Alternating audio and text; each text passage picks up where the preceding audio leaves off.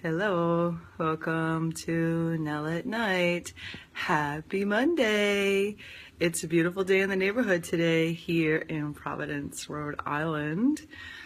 So last week I said that I would stay a little bit on focus with the body stuff, and I have a few things that have been going around in my head about this. And the first thing that I'm going to talk about tonight, and probably we'll get to the other parts later. The other part, I'll just give you a little teaser.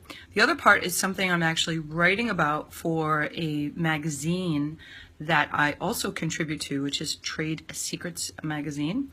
It's an online publication, great, cool thing that I love doing, and the editor of the magazine is in the amazing Yummy, so definitely check it out if you have a chance. And that was a little plug, but the article that I am writing right now, that's actually not yet out and will be out in the next issue, is about happiness. And I'm really looking forward to explaining that on this video next week or the week after. We'll see. I've got lots of cool research on that too. So going back to tonight, body. And happiness has stuff to do with the body too, by the way. It is related. Going back to what I wanted to talk about tonight, it's a little bit about intuition, really listening to your heart. And that's another article I wrote about. It was like listening to your heart and following it. So when we trust and we listen to our body, there is tons of information available to us. Now, it is not always easy to listen and know what our body's saying. And some of you may be like, why is she talking about the body, and how is this important for us to know? I'm going to tell you right now. It's important to know about the body because our body is actually our container, right? Our physical being is what holds everything in. So, I mean, it's a silly sort of example about saying our body holds everything in, right? But we have sort of invisible forces at work. Our electromagnetic fields, which are scientifically measured, are emanate further than our physical matter, and there's lots of discussions on this in terms of, are we really completely 100% physical? We're actually not, and that's a very a deeper conversation that I invite you to learn about because it's super cool. But here, let's just take it as the body being our container, right? Perfect sense. We hold our muscles, our organs, everything. Right? We also hold our emotions and our traumas in our body.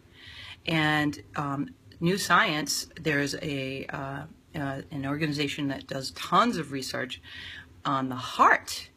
That's called Heart Math Institute.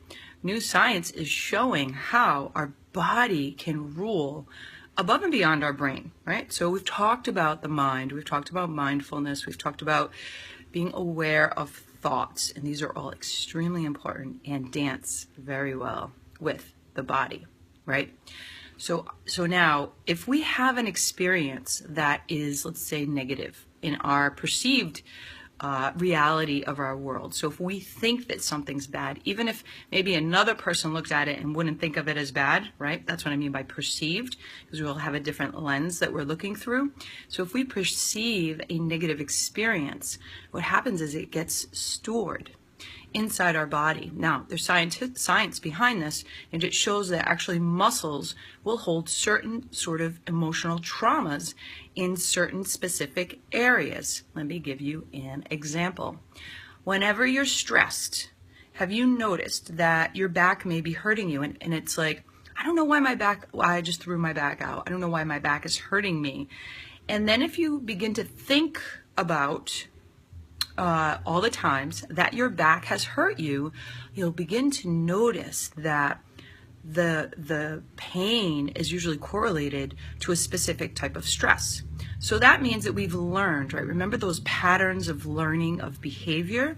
So our body just as well learns patterns and behaviors. So as soon as that stress comes in, our body will contract and hold in a certain way to prepare for the stress, which then means that we will be in pain. So being aware of your body and knowing how, first of all, what's happening, and knowing what to allow, like, I didn't say that right, knowing how to allow and move past and actually heal through that is extremely important. So that's part number 2 on the body. More stuff to come. I think we've got stuff on happiness. I've got stuff on sexuality. That's coming up too. Super important. I've got a great discussion I did on a public radio about sexuality that I really enjoyed doing. I'll talk a little bit about that, but lots of stuff. So keep posted and have a fantastic night. Be well. Thank you.